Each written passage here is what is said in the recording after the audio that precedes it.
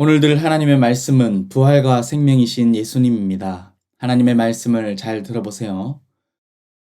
여러분은 큰 슬픔을 경험해 본 적이 있나요? 여기 킹덤이를 보세요. 사랑하는 가족이 병들어서 일어나지 못하고 있어요. 그리고 결국엔 병을 이겨내지 못하고 돌아가셨어요. 사랑하는 가족을 잃는 일은 매우 슬퍼요. 목사님도 할아버지 할머니가 모두 돌아가셨어요. 여러분도 앞으로 나이가 들수록 사랑하는 사람들이 떠나가는 일을 더 많이 경험하게 될 거예요. 그러면 이 슬픈 일들을 만나면서 우리는 어떻게 소망을 얻을 수 있을까요? 오늘 하나님의 말씀을 잘 들어보세요. 예루살렘에서 조금 떨어진 곳에 베단이라는 마을이 있었어요. 이 마을에는 예수님이 사랑하는 세 남매가 있었어요. 그들은 바로 마르다와 마리아, 그리고 나사로였어요. 그 중에 마리아는 이전에 아주 귀한 향유를 깨뜨려 예수님의 발에 붓고 머릿결로 닦아드린 여인이었어요. 그런데 그들에게 문제가 생겼어요. 나사로가 큰 병에 걸리고 만 거예요. 나사로의 가족들은 큰 슬픔에 빠졌어요. 우리는 사랑하는 가족이나 친구 또는 본인이 아픈 병에 걸렸을 때 우리는 소중한 생명을 잃을까봐 두렵고 슬픔에 빠질 수 있어요. 이 모든 슬픔의 뿌리는 죄예요. 로마서 6장 23절에 죄의 삭은 사망이요 라고 기록해요. 죽음이 우리를 가장 슬프게 만들고 그 죽음이 죄로부터 왔어요. 죄는 우리를 영원한 비참으로 끌고 가요. 그러면 죄와 죽음이라는 가장 큰 문제를 어떻게 해결할 수 있을까요? 말씀을 들어보세요.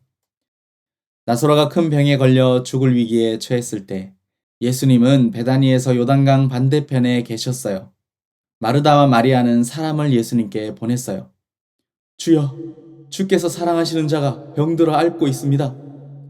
이 소식을 들은 예수님은 뭐라고 말씀하셨을까요? 예수님은 제자들에게 말씀하셨어요. 이 병이 죽을 병이 아니다. 이것은 하나님의 영광을 위한 일이며 이 일을 통해 하나님의 아들이 영광을 받게 될 것이다. 이틀이 지나고 예수님은 제자들에게 다시 유대 지방으로 돌아가자고 말씀하셨어요. 예수님의 제자들과 함께 베다니에 도착하셨을 때 안타깝게도 나사로는 이미 죽은 뒤였어요. 나사로가 죽고 무덤에 묻힌 지 4일이 지나서야 예수님이 베다니에 도착하셨어요. 예수님을 발견한 마르다는 예수님께 말했어요. 예수님이 여기 계셨다면 나사로가 죽지 않았을 거예요. 하지만 지금이라도 주께서 구하시는 것은 무엇이든지 하나님께서 이루어 주실 줄 믿어요. 예수님은 말씀하셨어요. 내 오빠가 다시 살아날 것이다. 마르다가 대답했어요. 네, 그가 마지막 날에 부활할 때가 되면 다시 살아날 것을 저는 알고 있어요. 마르다는 부활을 믿고 있었어요. 마지막 날에 예수님이 다시 세상에 오실 때 모든 성도가 함께 죽음에서 다시 살아나게 될 것을 믿었어요. 하지만 지금 자기 눈앞에 있는 예수님이 부활과 생명의 주님이라는 것을 알지 못했어요. 예수님은 마르다에게 말씀하셨어요. 나는 부활이요 생명이니 나를 믿는 자는 죽어도 살겠고 무릇 살아서 나를 믿는 자는 영원히 죽지 않을 것이다. 네가 이것을 믿느냐? 그래요, 여러분. 예수님은 바로 부활이며 생명이에요.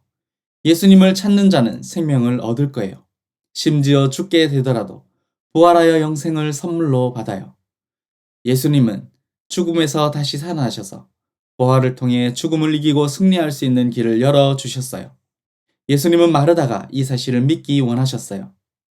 예수님은 발걸음을 옮겨 집으로 향하셨어요. 그곳에서 만난 마리아가 말했어요. 예수님이 계셨더라면 오빠가 죽지 않았을 거예요. 그곳에 모인 모든 사람이 나사로의 죽음으로 슬퍼하며 눈물을 흘렸어요. 예수님도 죽은 나사로와 슬퍼하는 사람들을 보시며 눈물을 흘렸어요. 예수님은 나사로가 묻혀있는 무덤을 막고 있는 큰 돌을 보고는 말씀하셨어요. 이 돌을 옮겨 놓아라. 마르다는 깜짝 놀랐어요. 예수님, 오빠가 죽은 지 벌써 4일이나 지났어요. 무덤에서 썩은 냄새가 날 거예요. 네가 믿으면 하나님의 영광을 볼 것이라고 말하지 않았느냐? 예수님의 말씀을 듣고 사람들은 무덤에 돌을 옮겼어요. 예수님은 하늘을 바라보며 기도하셨어요. 아버지, 제 말을 들어주셔서 감사합니다. 아버지께서 제 말을 항상 들어주시는 것을 압니다.